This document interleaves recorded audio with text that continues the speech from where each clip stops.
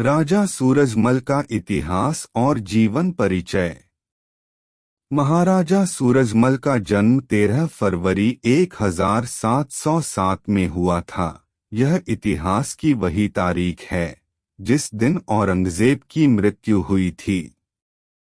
मुगलों के आक्रमण का मुंह तोड़ जवाब देने में उत्तर भारत में जिन राजाओं का विशेष स्थान रहा है, उनमें राजा सूरजमल का नाम बड़े ही गौरव के साथ लिया जाता है। वह राजा बदन सिंह के पुत्र थे।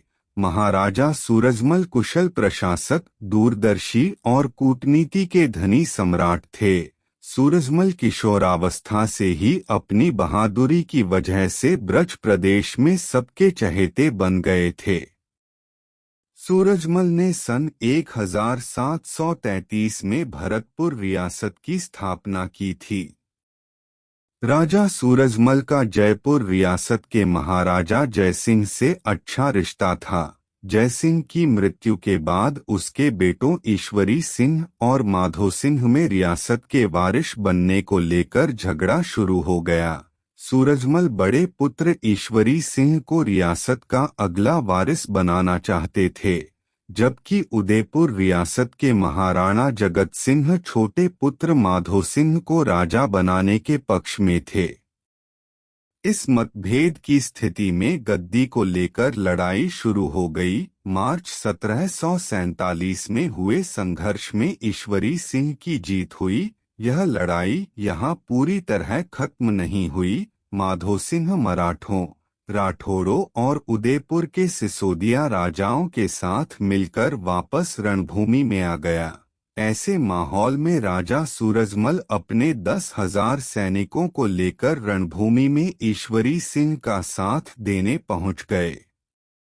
सूरजमल को युद्ध में दोनों हाथों में तलवार लेकर लड़ते देख राजपूत रानियों ने उनका परिचय पूछा। तब सूर्यमल्ल मिश्र ने जवाब दिया, नहीं जाटनी ने सही व्यर्थ प्रसव की पीर, जन्मा उसके गर्भ से सूरजमल सा वीर।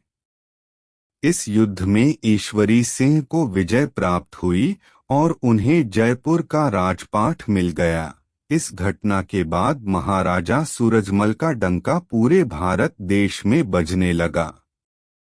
1753 तक महाराजा सूरजमल ने दिल्ली और फिरोजशाह कोटला तक अपना अधिकार क्षेत्र बढ़ा लिया था। इस बात से नाराज होकर दिल्ली के नवाब गाजीउद्दीन ने सूरजमल के खिलाफ मराठा सरदारों को भड़का दिया।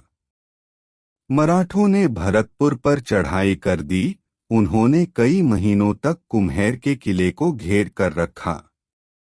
मराठा इस आक्रमण में भरतपुर पर तो कब्जा नहीं कर पाए, बल्कि इस हमले की कीमत उन्हें मराठा सरदार मल्हार राव के बेटे खांडेराव होलकर की मौत के रूप में चुकानी पड़ी।